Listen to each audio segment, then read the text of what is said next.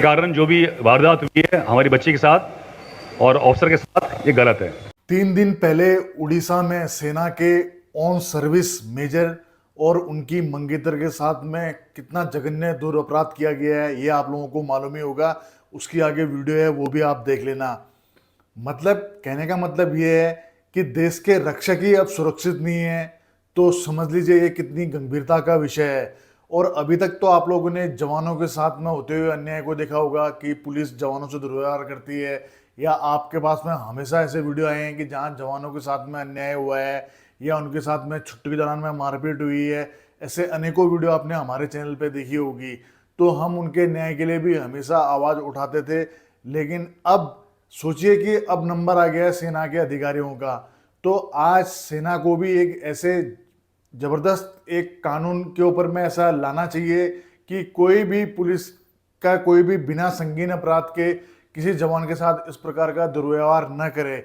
यह हमारे chief of the army staff, यह हमारे सीओस को और साथ ही हमारे सीडीएस को इस पे गंभीरता से विचार लेना चाहिए कि फोर्स के साथ में इस प्रकार का व्यवहार ना हो।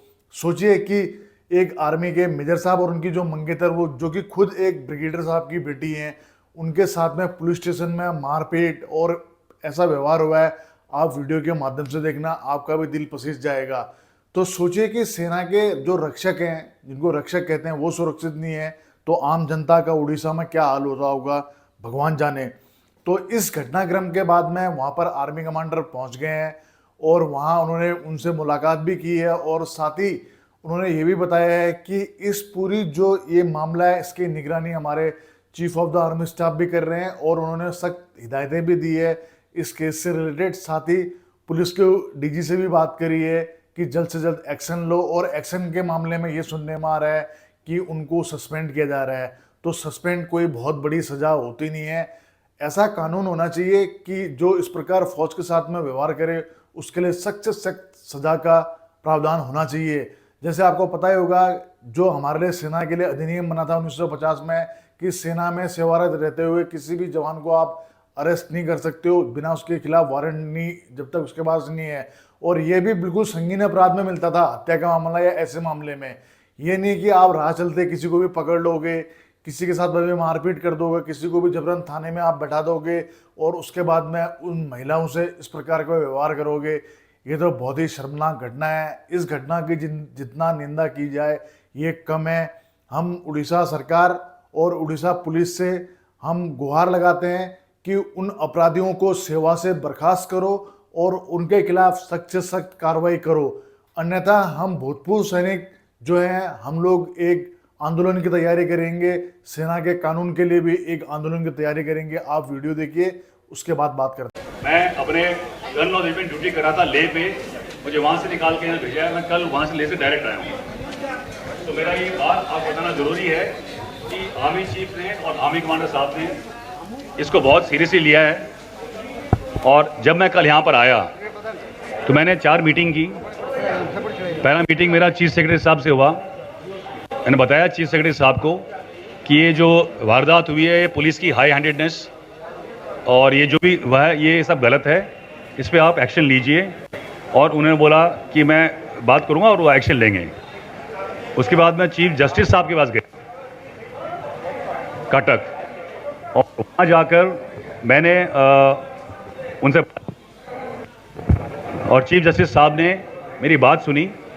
मुझे बताया कि आप एक एप्लीकेशन लिख लीजिए मेरे को, ताकि मैं जो भी ये कार्रवाई हुई है इसकी सू मोटो नोटिस लेके और जुडिशियल कार्रवाई करूं। क्योंकि जिस पुलिस स्टेशन में सीसीटीवी कैमरा नहीं है और कई जो मिसगिविंग्स हैं, इसके कारण जो भी वारदात हुई है हमारी बच्ची के साथ और ऑफिसर के साथ, ये गलत है। और illegal confinement of officer, army officer without any chargesheet, वो सब गलत है। तो वो मैंने उनको लिख के दे दिया है एप्लीकेशन, और उस पर कार्रवाई हो जाएगी। फिर मैं डीजीपी साहब से मिला, उन्होंने बोला कि हमने इनको पोस्ट कर दिया है। तो आई सेड पोस्ट से काम नहीं चलता, आपको उनको सस्पेंड करना पड़ेगा। तो आज सुबह देखा आपने कि वो तीनों जो पुलिस ऑफिशियल्स हैं उनको सस्पेंड कर दिया गया है। लेकिन सस्पेंशन से भी काम नहीं चलेगा। हमने कहा ये तो एक फौरी इलाज की कार्रवाई है, अब आप इसकी इंक्वायरी कीजिए। सो उन्होंने एक इंक्वायरी ऑर्डर कर दिया है। डीजी अरुण बोथरा साहब हैं, वो इंक्वायरी कर रहे हैं। मैंने उनसे मुलाकात की कल, और बोथरा साहब ने मुझे आश्वासन दिया है और यकीन दिलाया है कि मैं निष्पक्ष कार्रवाई करूंगा क्राइम ब्रांच से। उसके अंदर हमने बोला हमारा भी एक रेप होना चाहिए आर्मी का, बट आर्मी का रेप प्रोसेस हिसाब से नहीं हो सकता, लेकिन ये इंक्वायरी अब इतनी मीडिया में आ गई है, सो होगी। उसके बाद जो कोई भी गलत पाया जाएगा, क्योंकि आज की तारीख में जब तक कानून उसको प्रूव नहीं करता गलत है, वो इनोसेंट है। तो जो कोई भी इंक्वायरी में निकलेगा, मुझे यकीन है सही निकलेगा और बिल्कुल ट्रांसपेरेंट रहेगी। उसके बाद डीजी बीएसएफ साहब ने मुझे आश्वासन दिया है कि मैं उन पर सख्त कार्रवाई करूँ। मैंने उनसे बात की है, और डीजी साहब और बोथरा साहब दोनों ने मुझे पूरे तकरीबन कल 1 घंटे 1.5 घंटे रात को 10:30 11 तक 11:30 12 तक बैठे रहे, वो पूरी आश्वासन दिया है। और वो मैं आपको यकीन दिलाना चाहता हूँ कि हर काम पुलिस डीजीपी साहब बिल्कुल सही तरीके से करेंगे, और मेरा भरोसा है कि इसमें हमें आगे ज़्यादा एजिटेशन करने की ज़रूरत नहीं है। अगली बात, मैं हॉस्पिटल गया, एम्स गया मैं, और अंकिता प्रधान से मिला जाके। वैसे किसी को मिलने की अनुमति नहीं थी, लेकिन मुझे अनुमति दी गई, मैं मिला जाके। उसकी हालत ठीक है, मेडिकल भी किया जा रहा है, और जो कुछ भी फॉरेंसिक मेडिकल भी होता है साथ साथ, जो कुछ भी मेडिकल रिपोर्ट आएगी, मेरा यकीन है कि वो जो भी सच बोलेंगे उसके हिसाब से जो मेडिकल अथॉरिटीज़ ने उनके अगेंस्ट या कोई भी कार्रवाई की गई है उसके ऊपर भी उनको एक्शन लिया जाएगा। सो मेरा ये एक सर्विसमैन से ये दरख्वास्त है कि आपका गुस्सा जायज़ है, लेकिन जो कुछ भी कार्रवाई हम चाहते हैं वो हो रही है। और आपको मैं विश्वास दिलाना चाहता हूँ कि आर्मी चीफ खुद इस चीज़ को मॉनिटर कर रहे हैं, और आर्मी कमांडर साहब दोनों मिलकर इसको मॉनिटर कर रहे हैं, और उन्हें ये बताया है कि जो कुछ भी कार्रवाई हो वो संविधान कानून के हिसाब से की जाए।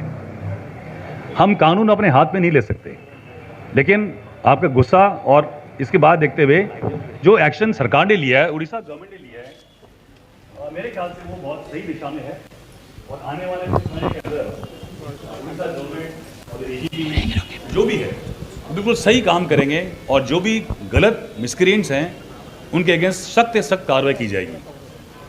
मेरा आपसे दरख्वास्त है, आप उड़ीसा एक्सप्रेशन लीग और जितने भी तमाम लीग्स हैं उनसे बोलिए कि एजिटेशन से काम नहीं चलेगा। हमारा जो फौजी तरीका है और शांति प्रिय हमारे तरीके से हम काम कर रहे हैं, उससे हम आगे बढ़ेंगे। घटनाक्रम का वीडियो था, और इस वीडियो को ज़्यादा से ज़्यादा शेयर कीजिए ताकि ये आवाज़ सब तक पहुंचे। जय हिंद, जय भारत। दोस्तों, सब्सक्राइब कीजिए एक्स आर्मी सोल्जर को डिफेंस की सबसे सटीक और सबसे आसान भाषा में जानकारी के लिए। साथ ही बेल आइकन को प्रेस करें ताकि आपको नोटिफिकेशन सबसे जल्द मिले।